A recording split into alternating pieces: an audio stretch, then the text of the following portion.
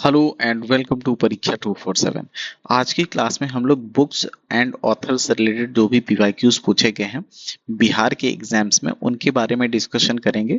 और उसके पहले आप लोगों को एक चीज मैं बता दूं कि बुक्स एंड ऑथर्स ये एक बहुत ही फेवरेट थीम है बिहार पीसीएस या फिर आप सिमिलरली यूपी पीसीएस में भी देखेंगे तो इस पर्टिकुलर थीम से हर बार आपको लगभग 1 से 2 क्वेश्चन मिलेंगे। ठीक है, तो बहुत छोटी थीम है। अगर आप इसमें थोड़ा सा प्रिपेयर कर लें तो यहाँ से 1 से 2 नंबर आप इजिली ग्रैब कर सकते हैं बहुत कम मेहनत कर कर। ठीक है, तो आप कोशिश करिए कि थोड़ा सा जहाँ कहीं भी अगर कोई बिहार से रिलेटेड पर्सन है, ठीक है, चाहे वो करंट अफेयर्स में है चाहे हिस्ट्री में, अगर उसकी कोई बुक्स हैं और वो इम्पोर्टेंट लगती हैं आपको एग्जाम पर्सपेक्टिव से, तो आप उनको कोशिश करिए कि याद कर लीजिए और कहीं सेपरेट एक जगह लिख लीजिए, जिससे एग्जाम के पहले आप उन पर्टिकुलर बुक्स को ऑथर्स को रिवाइज करके जा सके और क्वेश्चन अगर वहां से पूछा जाता है तो आप उसको कर सकें इजिली। ठीक है, तो जो भी पीवाईक्यूज हैं यहाँ पर उनका डिस्कशन करेंगे। तो चलिए शुरू करते हैं। और अगर आपने चैनल को सब्सक्राइब नहीं किया तो चैनल को सब्सक्राइब कर लीजिए, प्लस जो भी पीवाईक्यूज पीछे डिस्कस करवाए जा चुके हैं उनको भी जाकर एक एक करके कंप्लीट कर लीजिए।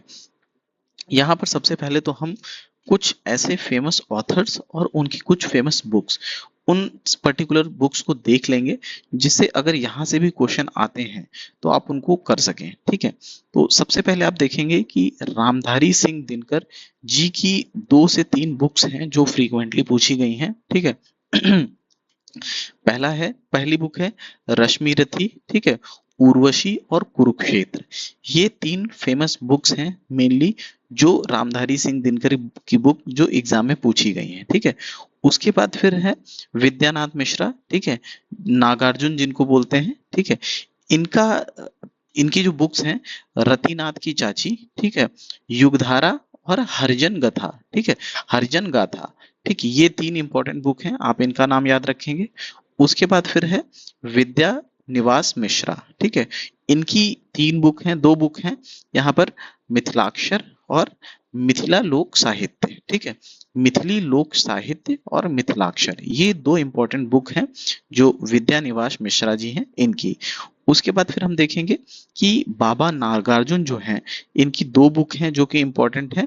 पहला है भूखमित्रा और आखिर क्यों, ये 2 इंपॉर्टेंट बुक है, आप इनका नाम याद रखेंगे। सिमिलरली जो अनामिका जी हैं, ठीक है, उनकी भी 2 बुक हैं, खुरदुरी हथेलियां और टोकरी में दिगंत। ठीक है, तो टोकरी में दिगंत और खुरदुरी हथेलियां, ये 2 बुक हैं जो कि लिखी हैं अनामिका ने। ठीक, उसके बाद फिर सीताराम झा हैं, इनकी भी 2 बुक इंपॉर्टेंट है, आप याद रखेंगे, विद्यापति और समग्र, है ना, 2 बुक हैं सीताराम झा की। ठीक है, कौन कौन सी, विद्यापति समग्र। उसके बाद फिर है गोपाल सिंह नेपाली, ठीक है, इनकी भी 2 बुक हैं, नया भारत और हिमालय की बेटी। ठीक, नया भारत हिमालय की बेटी, ये लिखा है गोपाल सिंह नेपाली ने। सिमिलरली, अच्छा इनका तो हम लोगों ने डिस्कस कर लिया है, ऊपर यहाँ पर रेपिटेशन हुआ है। अगले हैं राम बारिक्ष बेनीपुरी। ठीक है, इनकी भी 2 बुकें हैं, माटी की मूर्ति और पेटिशन के देश में। ठीक है, पेटिशन के देश में, ये इंपॉर्टेंट लग रही है। ठीक है, ये है, इसको किसने लिखा है, राम बारिक बानीपुरी। ठीक है, उसके बाद फिर नेक्स्ट है शरद चंद्र चट्टोपाध्याय, इनकी 2 बुक हैं, देवदास और परिणीता। ठीक है, ये ऑलरेडी पूछी जा चुकी है तो इसको आप इंपॉर्टेंट मार्क कर लीजिए। नेक्स्ट है राजकमल चौधरी, ठीक है, इनकी 2 बुक्स हैं जो आपको याद रखनी है, मछली मरी हुई और देहरी पर, है ना। उसके बाद फिर नेक्स्ट है और लास्ट फानीश्वर नाथ रेणु। ठीक है, फानीश्वर नाथ रेणु की भी 2 बुक हैं, ठीक है, मैला आंचल और परति परीक्षा। ठीक है, ये 2 बुक हैं जो आप याद रखेंगे। चलिए क्वेश्चंस का डिस्कशन शुरू करते हैं। पहला क्वेश्चन है यहाँ पर कि among the following newspapers of Bihar which was first one to get published. ठीक है, तो जो भी दिए गए ऑप्शंस हैं इनमें से कौन सा न्यूज़पेपर है जो सबसे पहले पब्लिश हुआ था बिहार में। ठीक है, तो सबसे पहले आपको पता होना चाहिए बिहार का जो फर्स्ट न्यूज़पेपर है, ठीक है, उसका नाम है नूर उल अनवर। नूर उल अनवर, ठीक है, ये बिहार का पहला न्यूज पेपर है जो 1853 में शुरू हुआ था पटना से। ठीक है, अब इसके अलावा जो जो इन पर्टिकुलर ऑप्शंस में दिया गया है, ठीक है, इसमें जो सबसे पहला आया था, ठीक है, वो है पटना हरकार। ठीक है, पटना हरकार जो है ये आया था 1855 में। ठीक है, तो 1855 में ये एक हिसाब से जो नूर उल अनवर जो कि बिहार का पहला न्यूज़पेपर है उसके बाद आया था, लेकिन दिए गए ऑप्शंस में ये जो है सबसे पहला आया था पटना हरकार, है ना। उसके बाद फिर जो बाकी के दो हैं, जैसे जो बिहार हेराल्ड है, ठीक है, ये 1874 में पब्लिश होना शुरू हुआ था, और अखबार ए बिहार जो है ये 1872 में, मतलब इसके पहले ये है। ठीक है, तो यहाँ पर आप ये चीजें याद रखेंगे। यहाँ पर आप इसका करेक्ट आंसर देख सकते हैं कि पटना हरकार जो है दिए गए ऑप्शंस में सबसे पहले पब्लिश हुआ था। ठीक है, और बिहार का जो फर्स्ट न्यूज़पेपर है जो कि पूछा गया है कई बार, याद रखेंगे, उसका नाम है नूर उल अनवर। ठीक है, तो ये बिहार का पहला न्यूज़पेपर था। अगला क्वेश्चन हम लोग देखेंगे कि the 100 years of Indian National Congress in Bihar was edited by. ठीक है, तो 100 ईयर्स ऑफ इंडियन नेशनल कांग्रेस है, ये न्यूज़पेपर जो है ये किसने एडिट किया था। ठीक है, तो ये एडिट किया था पीएन ओझा ने। ठीक है, तो एक हिसाब से अगर आप देखें कि जो इंडियन नेशनल कांग्रेस है इसका फॉर्मेशन जो है 1885 में हुआ था, तो इस पर्टिकुलर जो ये बुक है इसका एडिशन कब किया गया होगा, 1985 में, तभी तो 100 ईयर्स होंगे। ठीक है, तो आप फाउंडेशन डे जो है वो भी अगर याद रखना चाहें तो 28 दिसंबर, ठीक है, 1885 को किसने फॉर्म किया था, एओ ह्यूम। ठीक है, तो ये भी बहुत ज्यादा फ्रीक्वेंटली क्वेश्चन पूछा जा चुका है कि किसने, इसके फाउंडर कौन है, तो एओ ह्यूम ने फाउंड किया था। ठीक है, और जिस पर्टिकुलर ईयर में फाउंड हुई थी 1885 में, इसमें प्रेसिडेंट कौन थे, डब्ल्यू सी बनर्जी। ठीक है, ये सारे पीवाईक्यूज हैं, बनर्जी। ठीक है, डब्ल्यू सी बनर्जी जो है वो फर्स्ट प्रेसिडेंट थे। ठीक है, और ये जो एक हिसाब से मीटिंग हुई थी आईएनसी की, ये जो है गोकुलदास संस्कृत कॉलेज है, कहाँ, बॉम्बे में। ठीक है, वहां पर हुई थी। आप कमेंट में बताएंगे कि कितने पर्टिकुलर लोगों ने इसको अटेंड किया था। ठीक, उसके बाद फिर जो नेक्स्ट मीटिंग होती है 1886 की, ठीक है, उसको एक हिसाब से उसके जो प्रेसिडेंट थे वो थे दादा भाई नारोजी। ठीक है, और ये हुई थी कलकत्ता में। ठीक, उसके बाद फिर एक क्वेश्चन और पूछा जाता है यहाँ पर कि फर्स्ट जो फर्स्ट इंडियन नेशनल कांग्रेस के मुस्लिम प्रेसिडेंट कौन थे। ठीक है, तो इसके बाद 1886 के बाद जो नेक्स्ट 1887 की जो इंडियन नेशनल कांग्रेस की मीटिंग होती है वो होती है मद्रास में। पहली बात आप याद रखेंगे, ठीक है, मद्रास में, और वहां पर बदरुद्दीन तैयब जी जो है, ठीक है, बदरुद्दीन तैयब जी, ये इंडियन नेशनल कांग्रेस के फर्स्ट मुस्लिम प्रेसिडेंट होते हैं। ठीक है, तो ये सारी चीजें आप याद रखेंगे। उसके बाद फिर आप यहाँ पर करेक्ट आंसर देख सकते हैं कि पीएन ओझा जो है वो रिलेटेड है कि the 100 years of Indian National Congress in Bihar was edited by PN Ojha. ठीक है, तो अच्छा, इसमें कुछ चीजें और अगर आप डिस्कस करना चाहें, जो चीजें जैसे पूछी गई हैं, ठीक है, तो कुछ इंपॉर्टेंट सेशंस हैं, जैसे जो 19 सेशन का सेशन है, ठीक है, वो बेसिकली हुआ था सूरत में।